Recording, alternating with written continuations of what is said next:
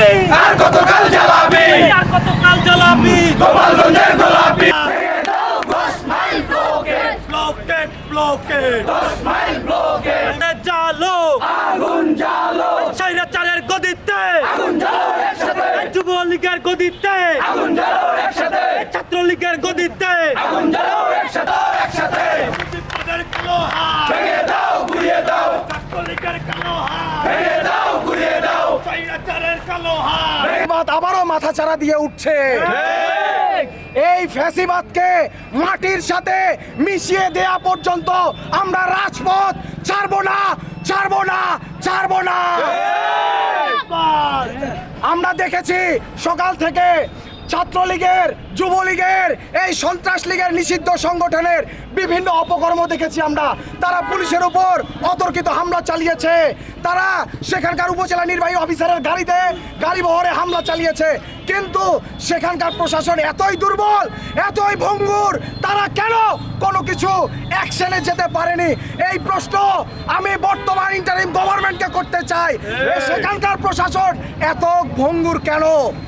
আমরা সকলেই সোশ্যাল মিডিয়ায় দেখি সকাল থেকে সেখানে বিচ্ছিন্ন ঘটনা ঘটছিল।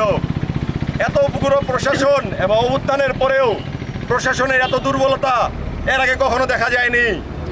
তাই আমাদের এই 10 মাইলের কর্মসূচি থেকে আজকে আমি ঘোষণা দিতে চাই, সামনের দিন থেকে আমাদের এনসিপির কোনো নেতাকর্মীর উপরে কোথাও ছাত্রলীগ, যুবলীগ বা আওয়ামী লীগের কেউ কোনোভাবে বাধা সৃষ্টি এবং তাদের উপরে হামলা করলে এর দায়ভার পুরোপুরি প্রশাসনকে নিতে হবে। ছাত্রলীগ, যুবলীগ, গুন্ডা লীগের বাহিনী আমাদের জুলাই যোদ্ধাদের ওপর হামলা চালায়, সেই হামলার আমরা তীব্র নিন্দা জানাই।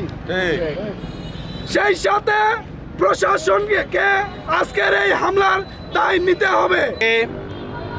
আজকে 2000 শহীদের রক্তের সাথে বেইমানি করা হচ্ছে। আজকে এই শহীদের রক্তানি বেইমানি করছে একমাত্র প্রশাসন। আজকে যদি প্রশাসন সঠিক পদক্ষেপ না নিত, তাহলে আজকে আমাদের এই গোপালগঞ্জে আমাদের জুলাই যোদ্ধাদের এইরকম হেনস্থা হতো না। প্রশাসন ভাইদেরকে দুধার্থ কণ্ঠে বলে দিতে চাই, আপনাদের এরকম হীনমন্যতা, স্বৈরাচারীদের প্রতি আপনাদের এরকম আচরণ আমরা কোনোভাবে বরদাস্ত করব না। আমরা বাংলাদেশ ছাত্র অধিকার পরিষদের পক্ষ থেকে, বিপি নুরুল হক নূরের গণ অধিকারের পরিষদের পক্ষ থেকে এই ন্যাক্কারজনক হামলার তীব্র নিন্দা জানাচ্ছি। পীর সাহেব চরমনায়ের পক্ষ থেকে আজকের এই বিক্ষোভ কর্মসূচিতে আমরা সংহতি প্রকাশ করছি। পাশাপাশি আগামী দিনে ফ্যাসিবাদের বিরুদ্ধে যত আন্দোলন সংগ্রাম হবে, আমরা ইসলামী আন্দোলন বাংলাদেশ সকলের সঙ্গে থাকবো। পাশাপাশি আমরা প্রশাসনকে বলতে চাই, ছাত্র জনতা যদি আবারও খেপে যায়, আবারও নতুন একটি অভ্যুত্থান হবে।